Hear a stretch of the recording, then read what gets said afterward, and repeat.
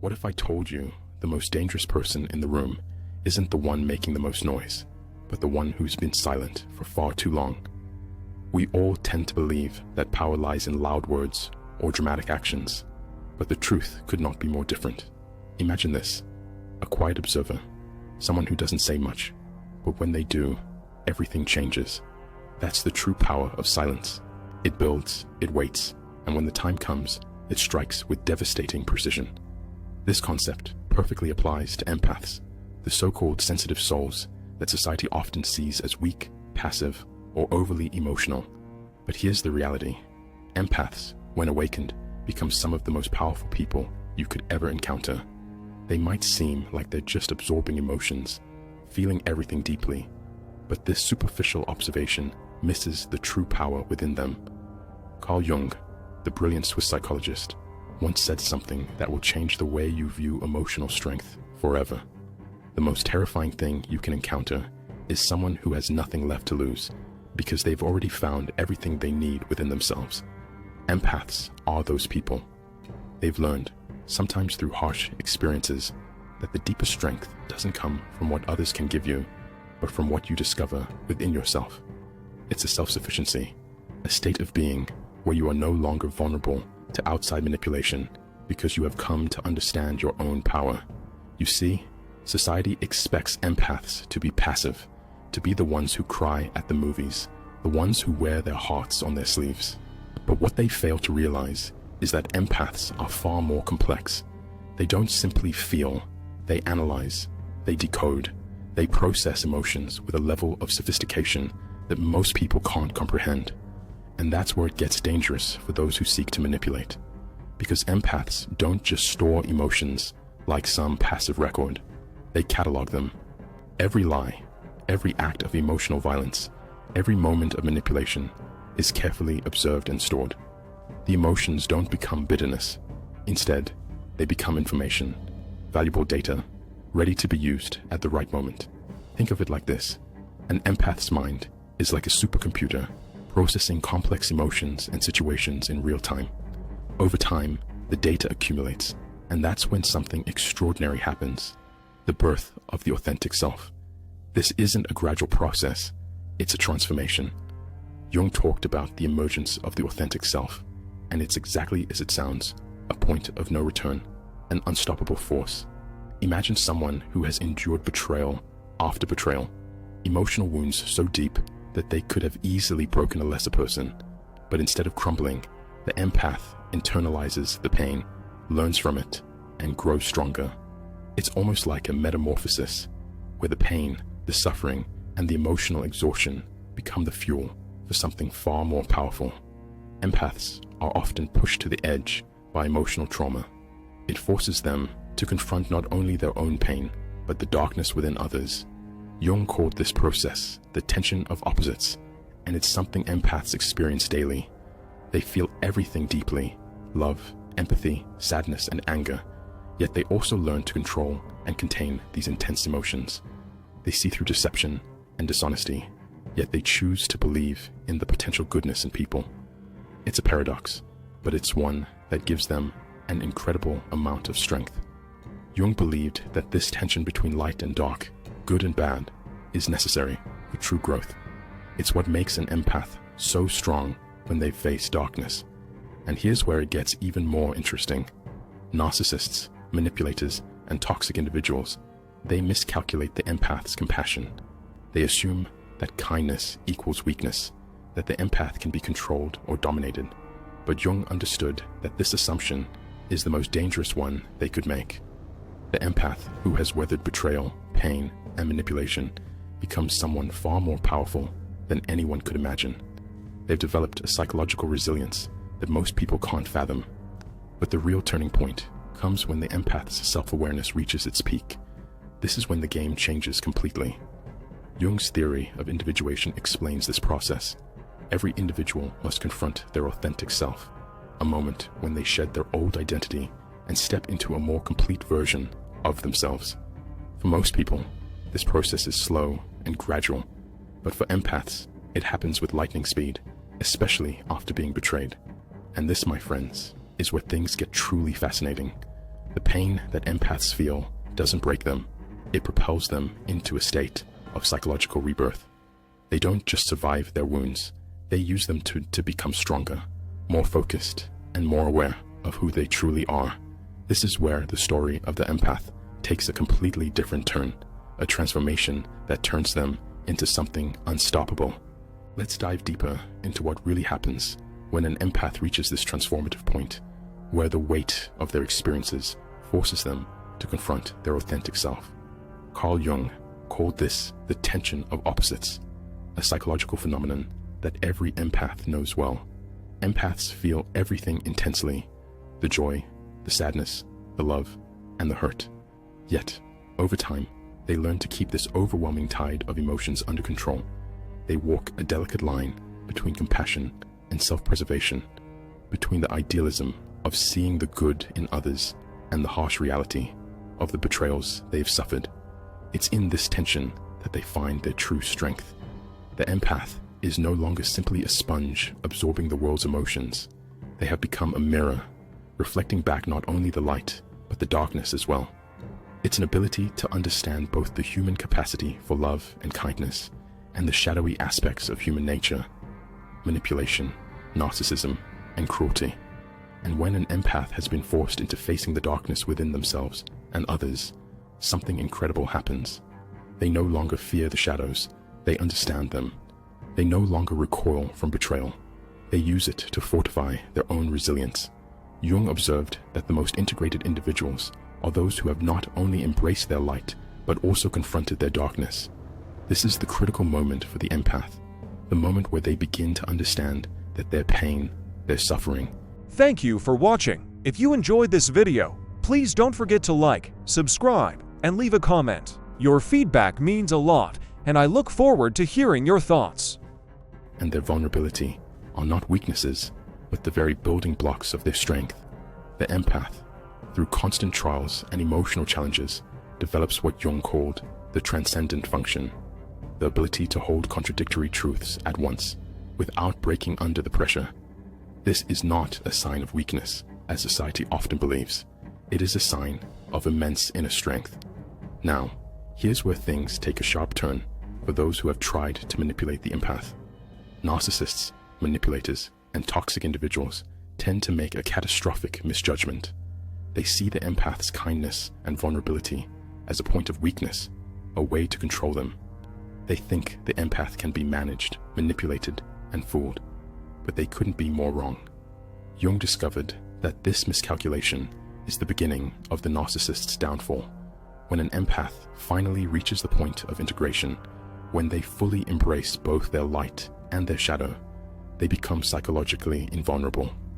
This is where the real power of the empath begins to emerge. At this point, the empath no longer seeks approval or validation from others. They no longer feel the need to explain themselves, to justify their boundaries, or to apologize for their needs. They have come to understand that their worth is intrinsic, that their emotions are sacred, and that their sensitivity is a gift, not a curse. The empath who has undergone this transformation no longer reacts out of hurt or anger.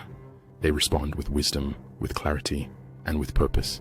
This is what Jung referred to as psychological autonomy, the point where the empath takes full ownership of their emotional world, where they no longer need anyone else to complete them. Here's where things get really intriguing. The narcissist, who once thought they could control or manipulate the empath, begins to see that their tactics no longer work. The empath has become immune to their games. They no longer chase, explain, or fight for relationships that no longer serve them. Instead, they've learned to step back, detach, and observe. They are no longer emotionally invested in the manipulator's drama. The empath who has reached this level of psychological autonomy is not withdrawing out of fear. They are stepping back because they have finally gained the clarity to see the situation for what it truly is. This is the moment when the empath starts to operate from a place of power, not pain. Jung's research on psychological types revealed that when an empath's emotional intelligence is combined with hard-earned wisdom, they begin to operate strategically. They no longer react impulsively to every slight or insult. They don't lash out in anger or frustration. Instead, they choose their actions carefully. They know exactly when to engage, when to step back, and when to walk away entirely.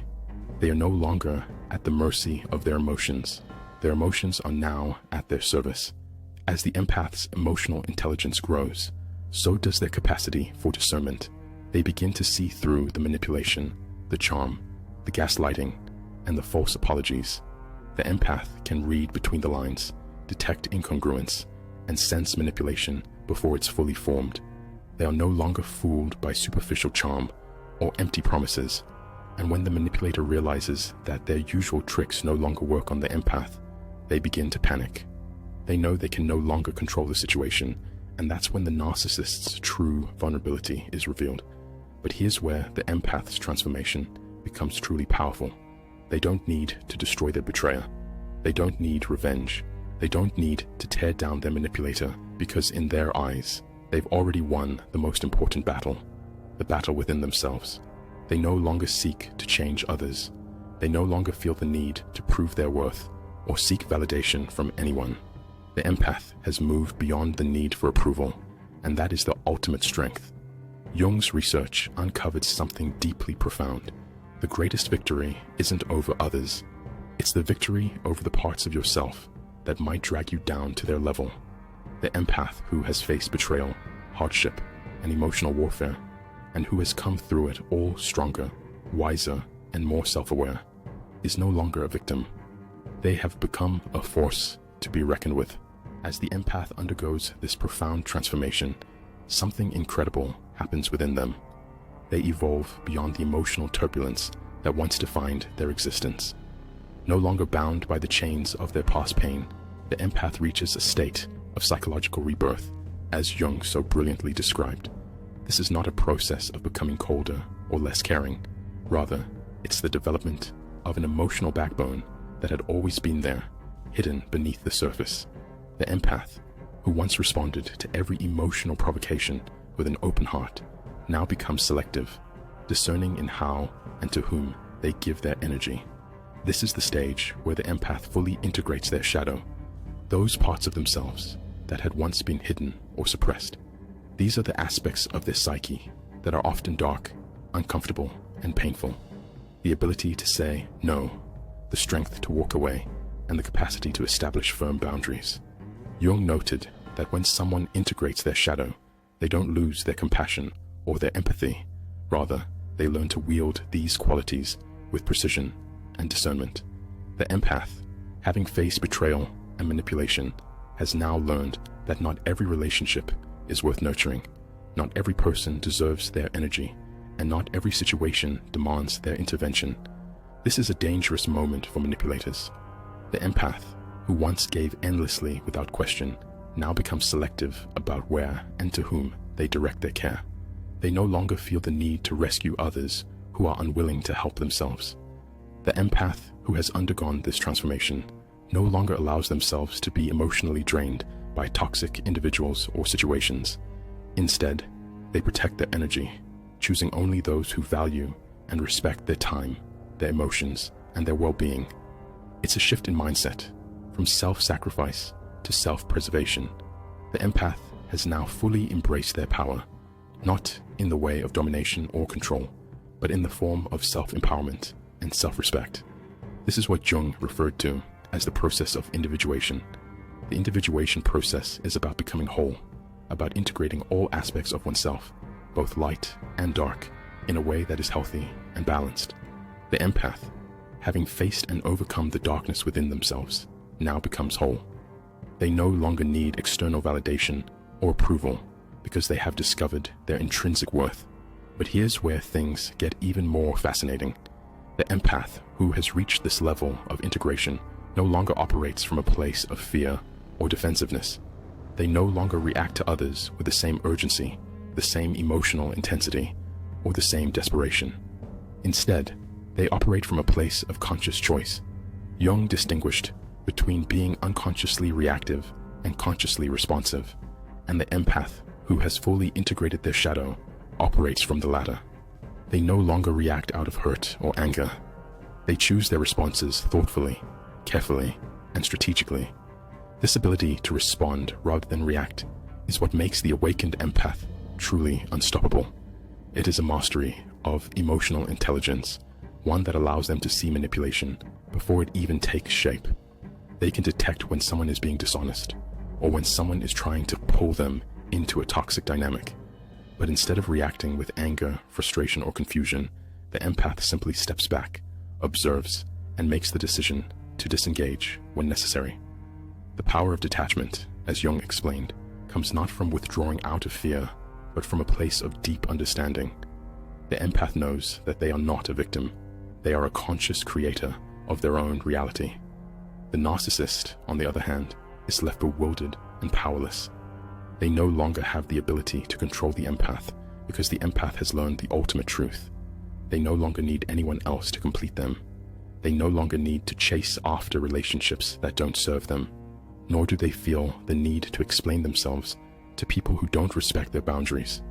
They have transcended the need for approval or validation, and this is what makes them so untouchable. The empath, now fully aware of their worth, becomes a force that cannot be manipulated or controlled. This is the true power of the empath, a power that transcends the need for external validation. Jung understood that the most powerful individuals are not those who need to control others, but those who have learned to control themselves. The empath, having faced betrayal, manipulation, and emotional chaos, has come to understand that the real battle is within. Once the empath has conquered their own wounds, they become invulnerable to outside forces. And this, Jung said, is the essence of individuation, the ability to integrate all parts of the self, to embrace both light and shadow, and to operate from a place of psychological wholeness. The empath who has undergone this transformation is no longer the same person they once were. They have shed their old skin, their old identity, and have emerged as someone who is not only healed, but whole. They are no longer at the mercy of others' opinions, judgments, or manipulations. They are their own masters, and in that, they find their greatest strength. The journey of the empath doesn't stop once they reach this level of self-empowerment. No, this is just the beginning of their true power. Once the empath has fully integrated their shadow and embraced their authentic self, they begin to experience the world in a completely new way. They no longer need to chase validation or external approval. Instead, they operate from an unwavering sense of inner certainty. They no longer feel the need to justify their boundaries or explain their needs. They know their worth, and they stand firm in it. Carl Jung's theory of individuation is not just a psychological concept. It is a map for the empath's transformation from victim to sovereign.